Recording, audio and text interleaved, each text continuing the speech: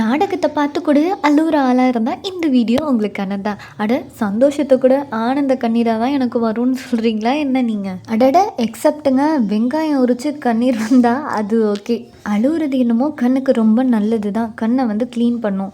But ஆனால் நம்ம எதுக்கு எடுத்தாலும் அழுதுகிட்டே இருந்தோம்னா அசால்ட்டாக சொல்லிடுவாங்கங்க.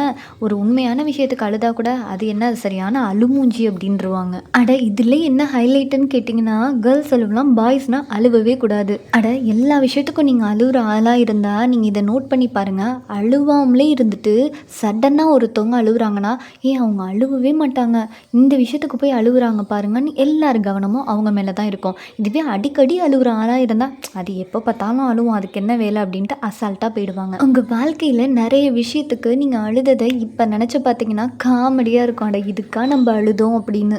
அழுகை பார்ட் 2 சீரீஸை பார்க்க நம்ம பேஜை ஃபாலோ பண்ணிக்கோங்க, சப்ஸ்கிரைப் பண்ணி வச்சுக்கோங்க. இந்த வீடியோ பிடிச்சிருந்தா லைக் பண்ணுங்கள். Tata bye by.